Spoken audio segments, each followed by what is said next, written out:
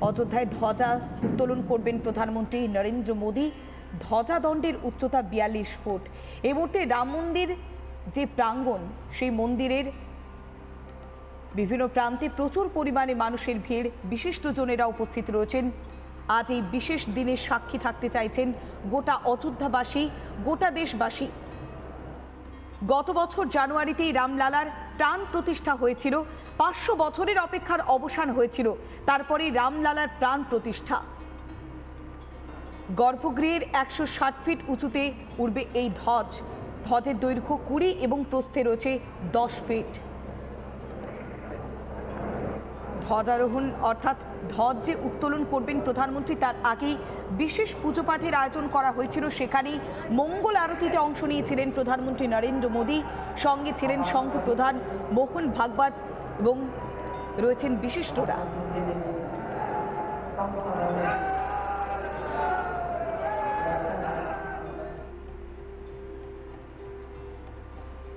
ধীরে ধীরে গর্ভগৃহ থেকে বাইরের দিকে বেরিয়ে আসছেন প্রধানমন্ত্রী নরেন্দ্র মোদী।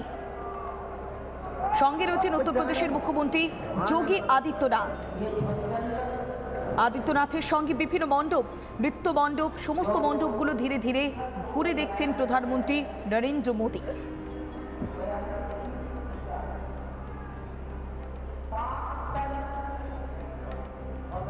মন্দির প্রাঙ্গণের বাইরেও প্রচুর মানুষের ভিড়। মানুষের অপেক্ষা করছেন এই ঐতিহাসিক মুহূর্তের সাক্ষী থাকার জন্য। একেবারে ফুলের মালায় সেজে গিয়েছে গোটা রাম মন্দির প্রাঙ্গণ। একেবারে ত্রেতা যুগের অযোধ্যায় পৌঁছে গিয়েছে অযোধ্যাবাসী, গোটা দেশবাসী। ৫০০ বছরের অপেক্ষার অবসান হয়েছে, সেই অবসানের আজ শেষ পর্ব। আজ রাম মন্দিরের ধ্বজারোহণ। ১৯০ ফিট উঁচুতে মন্দিরের চূড়া রয়েছে, সেখানে আজ উড়বে গেরুয়া পতাকা। এই মুহূর্তে গর্ভগৃহের ছবিগুলো দেখাচ্ছি, যেখানে রাম সীতার মূর্তি প্রতিষ্ঠা পেয়েছে।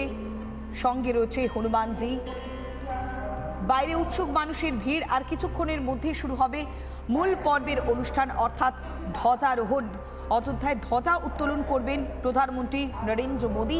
তার আগে মঙ্গল আরতি করেছেন। একদিকে রামলালার যখন প্রাণ প্রতিষ্ঠা হয়েছিল, তখন একইভাবে মঙ্গল আরতির সঙ্গে এই ঐতিহাসিক দিনের সাক্ষী ছিলেন প্রত্যেকে। আর আজ রামলালার প্রাণ প্রতিষ্ঠার পর সেই গর্ভগৃহে প্রবেশ করেছেন প্রধানমন্ত্রী নরেন্দ্র মোদী। সেখানে মঙ্গল আরতির পর তিনি চরণামৃত গ্রহণ করেছেন। একই সঙ্গে নৃত্যমণ্ডপ, রঙ্গমণ্ডপ, বিভিন্ন মণ্ডপগুলো ঘুরে দেখছেন। সঙ্গে রয়েছেন সংঘ প্রধান মোহন ভাগবত। মানুষজনের বাঁধ ভাঙা উচ্ছ্বাস, মানুষজনের অপেক্ষা, কেননা এই ঐতিহাসিক মুহূর্ত, ঐতিহাসিক দিনের সাক্ষী থাকতে চাইছেন প্রত্যেকেই। অযোধ্যা জুড়ে একেবারে উৎসবের আমেজ। সরজ নদীর তট একেবারে আলোর মালায় সেজে গিয়েছে। আর এর আগে যখন রামপথ ধর্মপথ, সেই রামপথ ধর্মপথ বেয়ে যখন এগিয়ে যাচ্ছে প্রত্যেকটি মানুষ, সেখানে রামায়ণের বিভিন্ন চিত্র, রামায়ণের বিভিন্ন কথা সবটাই উল্লেখ থাকছে। সেই ত্রেতা যুগের অযোধ্যায় পৌঁছে গিয়েছেন প্রত্যেকেই। এই সেই জায়গা যেখানে আর কিছুক্ষণের মধ্যেই ধ্বজারোহণ করবেন প্রধানমন্ত্রী নরেন্দ্র মোদী। প্রায় ১৯০ ফিট উঁচুতে মন্দিরের চূড়া, সেখানেই উড়বে গেরুয়া রঙের পতাকা। এবং একই সঙ্গে বিভিন্ন যে মণ্ডপে বিভিন্ন মূর্তিগুলো বসানোর কথা ছিল, সেই অনুযায়ী বিভিন্ন জায়গায় মণ্ডপে মূর্তি বসানো হচ্ছে। আর এই ধ্বজারোহণের মধ্য দিয়ে রাম মন্দিরের যে শেষ পর্ব, সেই শেষ পর্বের একেবারে অন্তিম পর্ব ঘোষণা করছেন প্রধানমন্ত্রী নরেন্দ্র মোদী।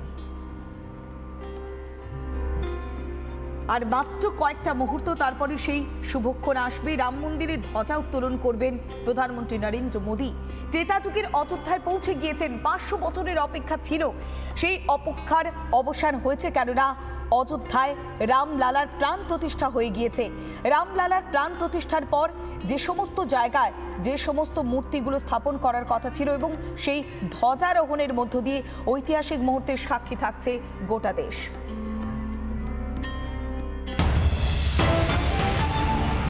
নানা ধরনের কন্টেন্ট দেখার জন্য লাইক করুন, শেয়ার করুন আমাদের ফেসবুক পেজ, সাবস্ক্রাইব করুন আমাদের ইউটিউব চ্যানেল। পাশাপাশি অন্যান্য ব্রেকিং নিউজের জন্য অবশ্যই চোখ রাখুন রিপাবলিক বাংলায়।